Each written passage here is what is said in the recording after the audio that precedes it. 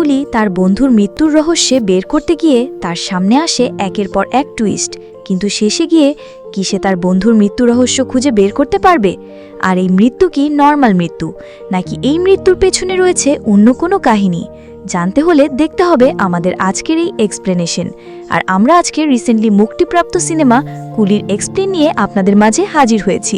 তো চলুন আর বেশি বকবক না করে এক্সপ্লেনে জাম্প মারি। ও হ্যাঁ, আর যারা এখনও আমার চ্যানেলটি সাবস্ক্রাইব করেননি তাড়াতাড়ি সাবস্ক্রাইব করে রাখুন এরকম আরও সুন্দর সুন্দর এক্সপ্লেনগুলো পেতে। ধন্যবাদ। তো মুভির শুরুতে দেখা যায় বিশাখাপত্তনম বন্দরে চোরা কারবারি সাইমন জেভিয়ার তার লিউটেন্যান্ট দয়াল অ্যান্ড দয়ালকে সাথে নিয়ে সোনা এবং বিলাসবহুল ঘড়ি পাচারের একটি বড় ধরনের ব্যবসা করে। কিন্তু এদিকে সাইমনের ছেলে অর্জুন তার পরিবারের অপরাধমূলক ব্যবসায় যোগদানে রাজি নয়, বরং সে সৎ একজন কাস্টমস অফিসার হয়। এরপরে সিনে দেখা যায় দয়াল তাদের লোকদের মধ্যে কুলির ছদ্মবেশে থাকা একজন গোপন পুলিশকে ধরে ফেলে এবং তাকে হত্যা করে। এরপর সে বলে তাদের দলে অন্য একজন গোপন কর্মকর্তা আছে, তাকে যদি কেউ ধরিয়ে দিতে পারে তবে তার জন্য 2 কোটি রুপির পুরস্কার ঘোষণা করে। এখানে সিন কাট হয়ে পরের সিনে দেখা যায় চেন্নাইয়ের দেভা নামে একজন একটি কঠোর বোর্ডিং হাউস চালায় এবং একসময় সে তার বন্ধুর মৃত্যুর খবর পেয়ে সে শেষকৃত্যে যোগ দিতে গেলে সেখানে রাজশেখরের মেয়ে প্রীতি তাকে তাড়িয়ে দেয়। কিন্তু কেন তাড়িয়ে দেয় তা আমরা ধীরে ধীরে জানতে পারব। এরপর সে তার একজন মাতাল বন্ধুর কিছু কথায় দেবা তদন্ত করতে বাধ্য হয়। কিন্তু রিপোর্টে যদিও হার্ট অ্যাটাকের কথা বলা হয়েছে, কিন্তু দেবার ওই মাতাল বন্ধুর কথায় দেবার সন্দেহ হয়, যার কারণ আমরা দেখতে পাই রাজশেখর একটি বৈদ্যুতিক চেয়ার তৈরি করেছিল যেখানে পশুর দেহাবশেষ নিষ্পত্তি করা যায়। তার পেটেন্ট কিন্তু তখন প্রত্যাখ্যান করা হয়েছিল। আর এটি জেনে সাইমন তার হত্যার শিকারদের নিষ্পত্তি করার জন্য রাজশেখরের টেবিলটি চাচ্ছিল। এতে রাজশেখর তার টেবিল দিতে না চাইলে সাইমন তার রাজশেখরের মেয়েদের অপহরণ করবে ভয় দেখালে রাজশেখর ভয়ের মুখে তা দিতে বাধ্য হয়। এতে সাইমন তার খুনগুলোকে ডাকা দেয়। আর আমরা দেখতে পারি এক সময় রাজশেখর আর এই কাজ করবে না জানালে দয়াল রাজশেখরকে মেরে ফেলে। এখান থেকে সিন আবার বর্তমানে আসলে এরপর দয়াল প্রীতিকে হোস্টেলে অপহরণ করতে চেষ্টা করে, কারণ প্রীতি একমাত্র তার বাবার পরে বৈদ্যুতিক চেয়ারটি কিভাবে পরিচালনা করতে হয় তা জানত। কিন্তু দেবা তখন এসে প্রীতিকে বাঁচায় এবং একসময় সে ও প্রীতি চেয়ারটি ব্যবহার করে সাইমনের সাথে যোগ দেয়। এরপরে সিনে দেখা যায় দেবা প্রীতিকে এই পেশা ছেড়ে দিতে বলে, কিন্তু দেখা যায় এখানে প্রীতি অসহায়, কারণ এটি ব্যবহার করে সে যে টাকা সাইমনের কাছ থেকে পায় তার দিয়ে তার বোনদের পড়াতে চায়। এরপর দেবা জানতে পারে এই জাহাজে করে বন্দর থেকে শুধু সোনা পাচার হচ্ছে না, বরং তার সাথে মানুষের কিডনি ও অন্যান্য অংশ পাচার হচ্ছে, যা কুলিদের মেরে তাদের কিডনি পাচার হচ্ছে। যা শুনে দেবা বুঝতে পারে এখানে সাইমনের সাথে অন্য কেউ মাস্টারমাইন্ড আছে।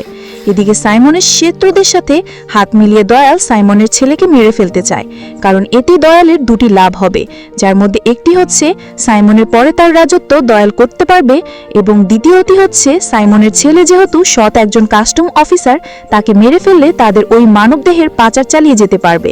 কিন্তু দেবা এটি জানতে পেরে সাইমনের ছেলের প্রেমিকার সাথে সাইমনকে পালিয়ে যেতে সাহায্য করার জন্য তাদের নিয়ে বন্দরে আসলে তাদের রেখে দেবা যাওয়ার সময় বুঝতে পারে সাইমনের ছেলের ওই প্রেমিকা মূলত দয়ালের সাথে যুক্ত।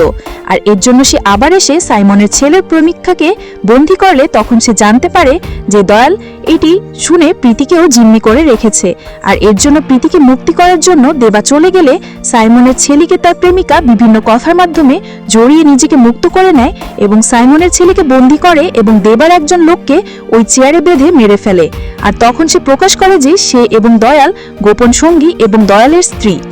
এরপর দয়াল ফোন করে জানায় তার স্ত্রীকে যে দয়াল তাকে প্রীতি পালিয়ে গেছে। তখন সে দয়ালকে প্রীতির পিছনে ধাওয়া করতে নির্দেশ দেয়। এরপর প্রীতি ট্রেনে করে পালিয়ে যেতে চাইলে দয়াল তাকে ধরেই ফেলছিল। তখন প্রীতি মনে করে তার বাবা রাজশেখর একসময় বলেছিল যদি প্রীতি কখনো বিপদে পড়ে তখন প্রীতি একটি নাম্বারে যেন ফোন করে, এবং প্রীতি তখন ওই নাম্বারে ফোন করলে দেখা যায় এটি দেবার বোর্ডিং এর নাম্বার।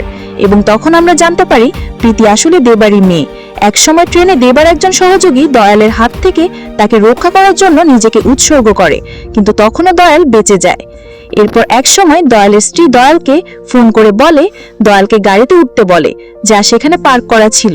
দয়াল সেখানে অর্জুনকে তার স্ত্রী আটক করে রেখেছে দেখে তখন দয়াল সাইমনকে ফোন করে বলে যে সে বেঁচে আছে এবং তার পরিবারকে দেবা আটক করে রেখেছে। দেবার শর্তানুযায়ী সাইমনকে ফোনের সামনে অর্জুনকে হত্যা করে তার পরিবারকে বাঁচাবে বলে। তখন সাইমন চেন্নাই যায় এবং দেবা ও প্রীতির বোনদের হত্যা করার জন্য দেবার প্রাসাদে তার লোক পাঠায়, কিন্তু দেবা তার লেফটেন্যান্ট কালিশা ও দেবার সাথে কাজ করা 18 জন কুলিদের সাহায্যে তার লোকদের হত্যা করে। কিন্তু এদিকে দেখা যায় দয়ালের স্ত্রী প্রীতিকে অপহরণ করে সাইমনের লোকেরা দয়ালের স্ত্রীও প্রীতিকে অপহরণ করে এবং সাইমন দয়ালের চাল বুঝতে পেরে এবং দয়াল নিজেই তার ছেলেকে হত্যা করেছে বুঝতে পারলে দয়ালের সামনে সাইমন দয়ালের স্ত্রীকে হত্যা করে। তারপর প্রীতিকে ধরে তার হৃদয় সংগ্রহ করতে চায়। তখন দেবা জাহাজে এসে হামলা চালায় আর সাইমনকে তার অতীতের পরিচয় দেয়। 1990 সালে সাইমনের বাবা জেভিয়ার এবং তার সঙ্গে কাক্করের অধীনে উত্তর ভারতীয় শহরে মান্ডোয়ার নামক একটি কুলি ইউনিয়নের নেতা হয় এবং সে সাইমনের বাবার কুলিদের শোষণের বিরুদ্ধে লড়াই করেছিল, কারণ সাইমনের বাবা তাদের মাদক পাচারের বিষয়টি ধাপা দেওয়ার জন্য 100 জন কুলিকে হত্যা করতে চেষ্টা করেন এবং 70 জন কুলিকে হত্যা করে, যার জন্য দেবা সাইমনের বাবাকে হত্যা করে সাইমনের সামনে। এরপর সিন আবার বর্তমানে আসলে সে সাইমনকে জানায় প্রীতি দেবারই মেয়ে এবং সে একসময় সাইমনকে হত্যা করে।